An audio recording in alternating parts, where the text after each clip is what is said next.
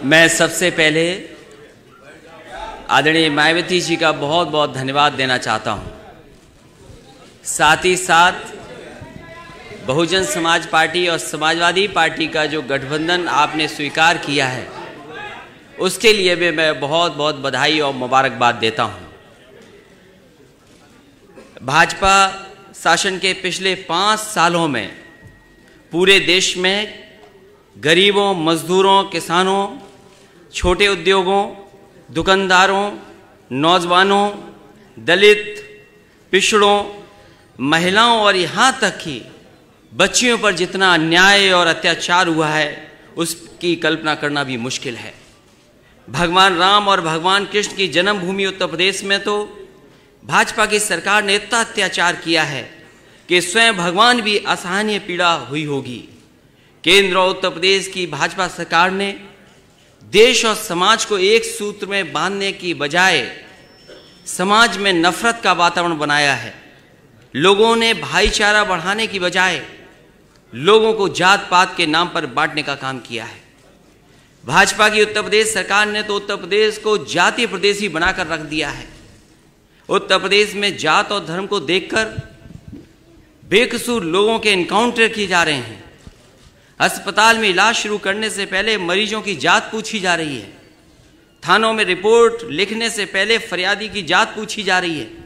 यहाँ तक कि दुर्घटना में घायल व्यक्ति को सहायता देने से पहले भी उसकी जाति पूछी जा रही है। और अब तो स्थिति यहाँ तक आ गई है कि भाजपा के नेताओं ने भगवानों को भी जातियों में बांटना शुरू कर दिया है। अपनी नाकामियां, अपनी विफलताओं और असली मुद्दों से जनता का ध्यान हटाने के लिए भाजपा द्वारा देश और प्रदेश में धार्मिक उन्माद फैलाकर भय और आतंक का वातावरण बनाया जा रहा है। गरीबों की बहू बेटियों की इज्जत को सरेआम बेआबरू किया जा रहा है। उचित इलाज न मिलने के कारण गरीबों के हजारों बच्चे रोजाना सरकारी अस्पतालों में मारे जा रहे हैं। खाना न मिलने का कारण करोड़ों लोग रात को भूखा सोने पर मजबूर हैं। पूरे देश में अराजकता का वातावरण है। अन्याय और अत्याचार के कारण शरीफ लोगों का जीना मुश्किल हो रहा है। केंद्र सरकार की गलत नीतियों के कारण गरीब किसान हर रोज आत्महत्या कर रहे हैं। देश के नौजवान भाजपा के झूठे वादों से आहत और निराश होकर के बेरोजगारी के कारण आत्महत्या कर रहे हैं। देश और समाज के इन सुलगते मुद्दों से बेखबर भाजपा सरकार बड़े बड़े उद्योगपतियों को खुश करने के लिए उनके बड़े बड़े लोन माफ कर रही है। इतना ही नहीं, हीरे के उद्योगपतियों की सुविधा के लिए अहमदाबाद से मुंबई के बीच बुलेट ट्रेन को जल्द से जल्द चालू करने के प्रयास किए जा रहे हैं। मेरी आवाज अगर भाजपा के नेताओं तक पहुंच रही हो तो वो सुन लें। धर्म की आड़ में देश और समाज में नफरत का जहर घोलने वाली भाजपा की कूटनीति का विनाश करने के लिए और भाजपा के अत्याचारों से आम जनता को मुक्ति दिलाने के लिए समाजवादी पार्टी और बहुजन समाज पार्टी ने एकजुट होने का निर्णय लिया है। आगामी लोकसभा चुनाव में उत्तर प्रदेश की सीटों पर समाजवादी पार्टी और बहुजन समाज पार्टी मिलकर के उत्तर प्रदेश से भाजपा का सफाया करेंगे। भाजपा और भाजपा के नेता ये बात भी अच्छी तरह से समझ लें कि बहुजन समाज पार्टी और समाजवादी पार्टी का केवल चुनावी गठबंधन नहीं है, बल्कि भाजपा द्वारा किए जा रहे अन्याय और अत्याचार का अंत भी है। अब बहुजन समाज पार्टी, समाजवादी पार्टी और दोनों पार्टी के कार्यकर्ता मिलकर के भाजपा के अत्याचारों का डटकर मुकाबला करेंगे। मेरे अंतर्मन में बहुजन समाज पार्टी और समाजवादी पार्टी के गठबंधन की नींव उसी दिन से बैठ गई थी जिस दिन से सत्ता के नशे में चूर भाजपा के नेताओं ने आदरणीय मायावती जी पर अशोभनीय टिप्पणियों करने का सिलसिला शुरू किया था और भाजपा ने अपने उन संस्कारहीन नेताओं को दंडित करने की बजाय उन्हें बड़े बड़े मंत्रालय देकर उनके हौसले बढ़ाए थे।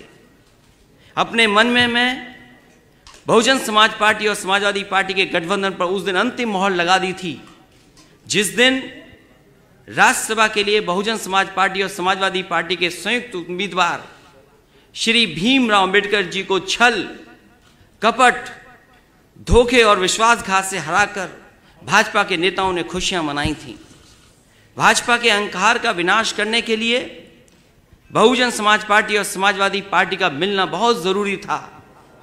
आपको याद होगा, मैंने इसीलिए कहा था कि बहुजन समाज पार्टी से गठबंधन करने के लिए अगर हमें 2 कदम पीछे भी हटना पड़ेगा तब भी हम गठबंधन करेंगे और भाजपा के अहंकार को तोड़ेंगे।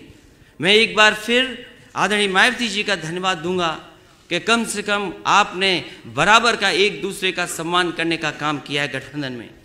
आज से समाजवादी पार्टी का प्रत्येक कार्यकर्ता इस बात को गांठ बांध ले कि आदरणीय मायावती जी का सम्मान मेरा सम्मान है, और अगर भाजपा का कोई भी नेता आदरणीय मायावती जी का अपमान करता है तो समझ लेना कि वो अपमान आदरणीय मायावती जी का नहीं बल्कि मेरा अपमान हुआ है। हम समाजवादी हैं और समाजवादियों की ये विशेषता होती है कि वो दुख और सुख दोनों में बराबर के हिस्सेदार होते हैं। इसलिए हमें इस रिश्ते को मजबूती के साथ और आगे बढ़ाना है।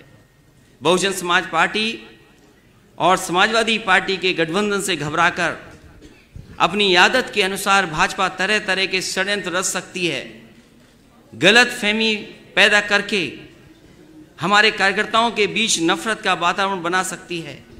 भाजपा द्वारा दंगा फसाद कराने का प्रयास भी किया जा सकता है, परंतु हमें संयम और धैर्य से काम लेना है।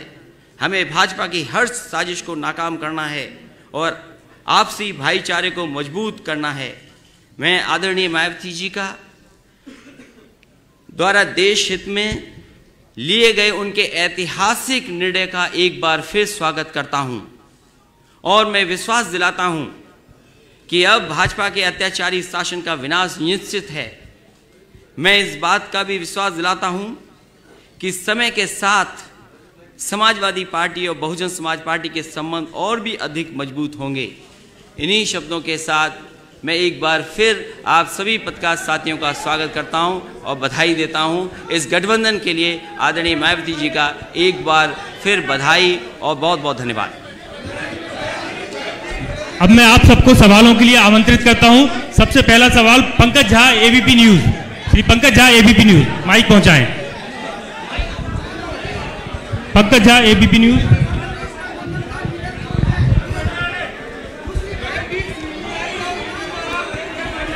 माइक पहुंचाएं।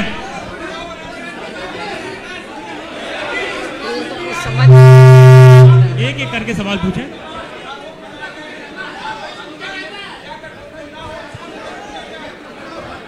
क्या बोल रहे कुछ समझ नहीं आया। माइक देना पड़ेगा, माइक माइक।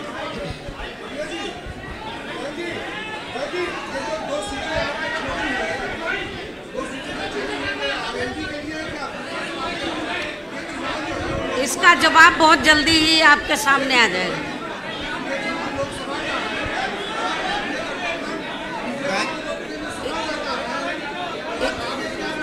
बहन जी, इसके बारे में आप लोगों को जल्दी ही बता दिया जाएगा।